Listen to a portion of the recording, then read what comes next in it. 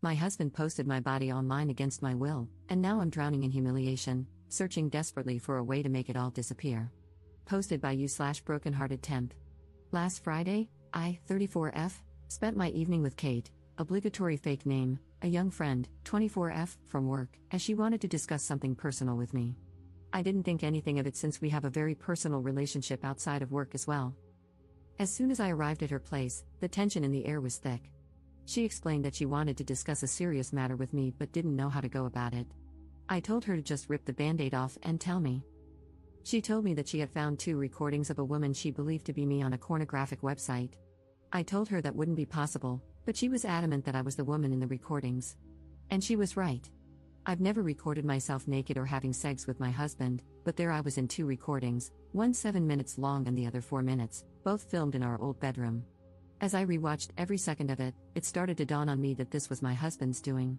But I pushed that thought deep down because there had to be a reasonable explanation for this. Honestly, I left her place with my mind in complete meltdown.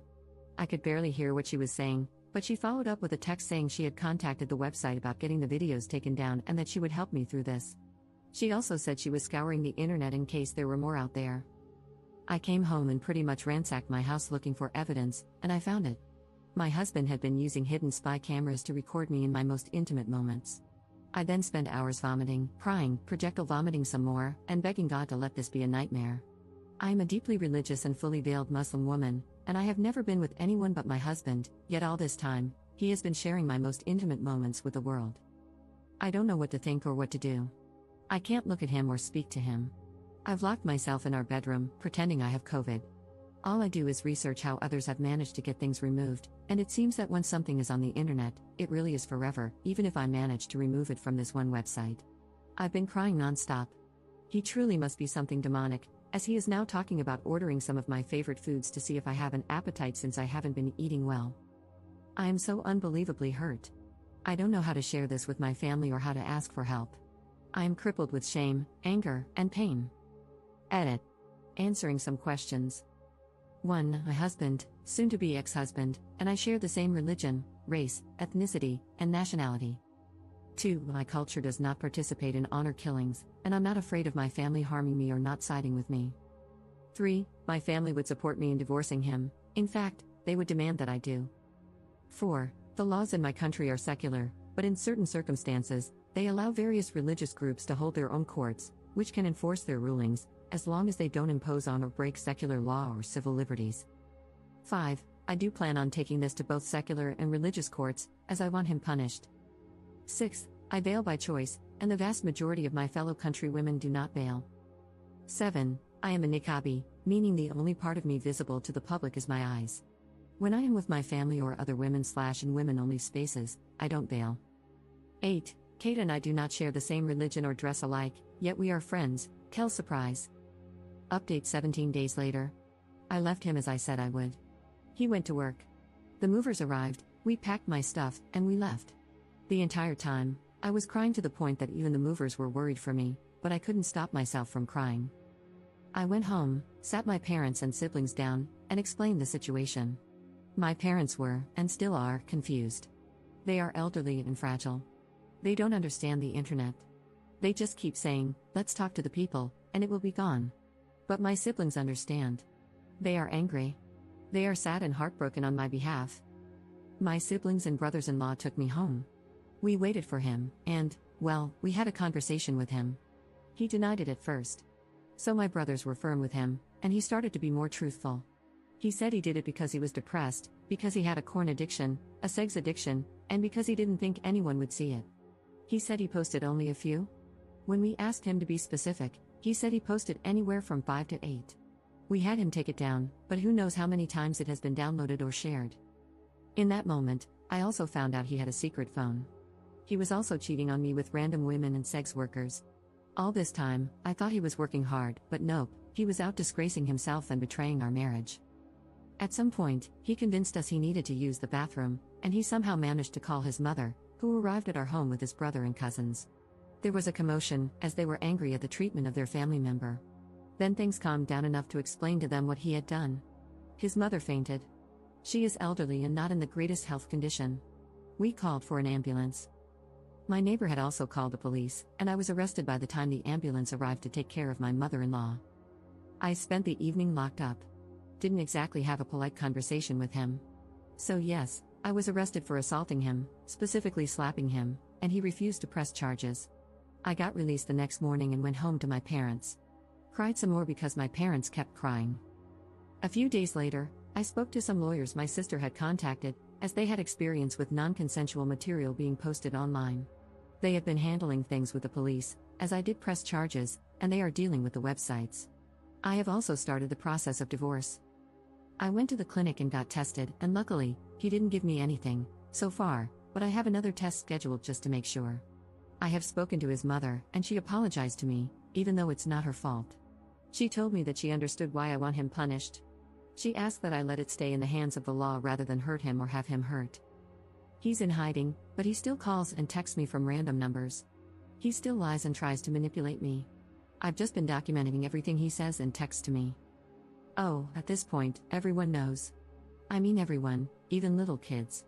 And I feel more humiliated now than I did at first. Relevant comments. Commenter. What did you get arrested for? Ops response. Didn't exactly have a polite conversation with him.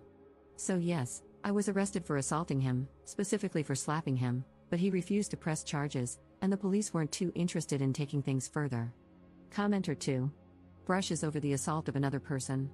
2 wrongs don't make a right. Sorry for op, but assault means I can't take your side anymore. Before that, I was thinking, damn, this is so terrible, I have the utmost sympathy for op/you. But then, to assault someone to the point of being arrested, sounds like a bad bunch of apples. Your ex is a piece of crap, but he isn't going to press charges for a massive mistake you clearly made. Maybe you could have been the bigger person instead of dragging yourself down like that. Sorry if I irritate you, I'm just calling it as I see it. 2 wrongs don't make a right, and that is a hugely valuable lesson to learn in life. You came here and shared the story, and since I'm here, I'm allowed to comment on it as I see fit. Ops response. No, I don't accept this. One does not get to victimize me without me retaliating in some manner. Me slapping him does not rise to the same level as what he did to me. Nor do I care about being the bigger person or the whole 2 wrongs don't make a right. I wasn't trying to be right. I don't believe in or agree with that idea. I try to meet people where they are. Of course, you are free to your judgment, your opinions, and your comments since this is a public forum. Second update 3 months later. This man has destroyed everything I have worked for and has completely shattered the little sense of stability and safety I had left. I had to resign from my job, a job that I loved. Jobs don't come easily for me because of the way I look.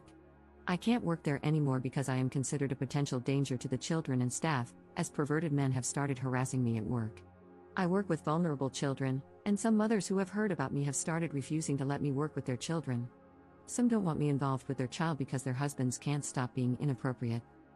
Fathers have leered at me or made lewd comments, and one even offered me money to sleep with him. Men have catcalled me more frequently than ever before. Men stare at me. A man followed me from my dentist's office and groped me on the street.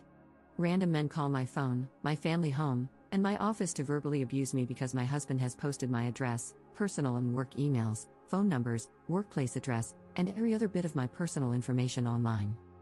It feels as if the eyes and judgment of the entire world are on me. Yes, the vast majority of people are sympathetic, kind, and supportive. Many have reached out, from old classmates to former colleagues, neighbors, members of my religious community, family friends, his family, and many more who have expressed solidarity and kindness. But the crazies and perverts who believe him and are like him are bolder, louder, and much more noticeable. Then I found out from my lawyers and their investigators that he was drugging me and assaulting me as I slept. I suffer from migraines and insomnia and take medication for them. He saw my medication as an opportunity to drug me with my own prescriptions. He was actually bragging on a forum where other perverts congregate, boasting about how clever he was for drugging me with my own medication. They were encouraging him to do even worse things to me. My soon-to-be ex-husband has also decided to spread rumors that I was aware of the cameras and pressured him into posting online, and there are people who believe him. He also changed his mind about not pressing charges. I went to court. The judge and prosecutors were sympathetic and dismissed the case. It was a combination of my lawyers explaining the circumstances that led to me slapping him and his subsequent actions, threatening me, attacking me, doxing me, and blackmailing me by saying he didn't care about the slap and would drop everything if I forgave him. My lawyers used his own words against him, as he had written them in text messages and admitted in a recorded call that I hadn't slapped him that hard and that he'd only pressed charges to harm me. But his crimes against me are still being investigated by the prosecutors. Third update 3 months later. I wish I could say I was feeling better or doing better, but I feel awful and am still struggling with everything. It is still his life's mission to be as cruel as he can be and to stand in the way of every step I take. He is still refusing to work with my divorce lawyer, continues to be difficult every step of the way, and has run off his own lawyers. He is now in his third lawyer, and we are again starting from scratch in the divorce negotiations. He has been granted an extension by the courts due to his last lawyer dropping him just a few days before our hearing. As for posting non-consensual material, a trial date was scheduled, and he recently asked for an extension. He'll probably be granted it since his criminal lawyer dropped him too. So, in the last month, he has been dropped by both his divorce lawyer and his criminal lawyer. The man is on a roll. When it rains, it sure pours. My father passed a little over a month ago, and my mother is now in hospice care as she prepares to return to God. I'm sad but not shocked, as I've had a long time to prepare for this. My father had been battling cancer for almost 3 years, so I was as prepared as a person can be, and my mother's health had been declining significantly for years due to her dementia. My soon-to-be ex-husband decided it was a great idea to corner me at the venue where we held the after-funeral meal. He waited until I was alone and approached me as I was cleaning up. At that moment, I was exhausted and couldn't muster the rage to chase him off as I had done many times before. So, I just let him talk. He seemed almost decent as he rattled off a million excuses for why things were the way they were. He cried about how awful he feels for hurting me. Then he started telling me how he always felt I was better than him in everything, that I made more money, was better educated, had traveled more than he had, and that he felt jealous of my confidence. In the beginning, these were the things that attracted him most to me, but as our relationship and marriage progressed, they became the things he started to dislike about me. He also said he was angry that I refused to consider being a stay-at-home wife and mother, even though he knew from the beginning that I wasn't the homemaker type. He claimed he tried to be a good husband but that my refusal to bend or let him have the last say in things was a catalyst for his anger and need to humiliate me. He talked about how he had always struggled with addiction but thought marriage would cure his depression, porn, and sex addiction. He believed that if I ever found out, I would have never married him or would divorce him, and that angered him, pushing him to punish me for thinking I was better than him. He was jealous and angry about so many things. But when I said, "So you hurt me because you felt jealous and inadequate in comparison?" he lost his mind, started shouting, and said he knew I would react that way. I decided to refrain from commenting further and just let him spill his guts uninterrupted. For 3 hours, he made excuse after excuse for why he did what he did. But it all comes down to him feeling inferior to me, being jealous and angry that I dared to have a mind and life of my own. He admitted that right before our wedding, he joined an online men's group to help with his porn and sex addiction. One tip given was to make your own porn and watch that instead, but he knew I'd never agree to it. So, it was my fault he needed to spy on me.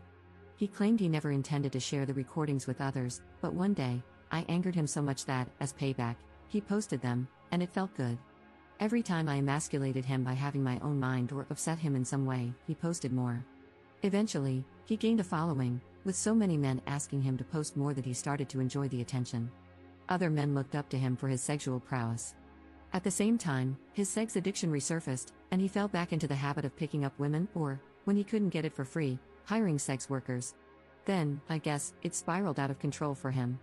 The more he spent on his addictions, the more lies he told, the more he felt like a failure for making me cover our expenses, and the more he resented me. He got stuck in a cycle of self-destruction, which only fueled his anger toward me. He also said he joined a support group for addicts and started going to an addiction rehabilitation clinic as an outpatient to deal with his issues, and that I should give him credit for that. He feels I should be proud of him for making this effort and that I should take him back since he's putting in so much work. He also believes I should appreciate that he hasn't stalked me since my dad died and that he is sincere in feeling this way. He genuinely doesn't understand why I'm not seeing how hard he's been trying these past few months. In his deluded mind, he thinks his honesty in our conversation should count for something and that I'm just a heartless beach for remaining stoic and unmoved by his tears and supposed vulnerability. Even though he gave a great performance of being human during our conversation, I remained unmoved because there was nothing to be moved by. I simply continued packing up the venue, got in my car, and went home. I'm still not working, I still have crazy men calling my phone at all hours, and I still feel humiliated and embarrassed. The only good thing that has happened is that several of the sites have taken down the recordings and banned him from using their platforms. Fourth update 4 months later. Finally, I have some good news. A while back, I was granted a restraining/protective order, but my now officially ex-husband continued to stalk and harass me. After the umpteenth time of calling the police and going to court, he was finally imprisoned, and he has been in prison for a little over a month. I was also granted my divorce. I initially wanted a quick divorce and was willing to give him everything he asked for, but he kept finding ways to delay it or demanding more and more. Eventually, I just snapped and told my lawyers to do their worst, and they did. My lawyers hated him, and I got everything I wanted and way more. Not to gloat, but it was really satisfying to see him cry. This has been the most peaceful month I've had in a long time. This entire ordeal has taken a serious toll on my mental and physical health. I've lost 12 kilograms, and I've shed a ton of hair due to the stress he caused me. But honestly, seeing him wail in court was the chicken soup my soul needed. I've moved out of my city and now live on the other side of the country. I found a decent enough job, and I am slowly rebuilding my confidence. I'm in therapy, and while I can't say it's working just yet, I know that if I stick with it, it will. The non-consensual material he posted has been removed from the more reputable websites, and my lawyers were able to get me monetary compensation, as these companies didn't want to go to court over it. Money doesn't really change things, and I'm still hurt, but it's something. I'm also not so delusional as to think that the material isn't still out there in some form, and I know there's not much I can ever do about that. I'm just trying to make peace with it. My ex-husband will be serving time in prison for what he did, and my lawyers are working with the courts to ensure that gets sorted soon enough. I think the reality of the consequences is becoming very clear to him, as I've heard through the grapevine that he attempted suicide and is now in protective custody until his trial date. He is facing up to 30 years in corporal punishment, and I absolutely look forward to it.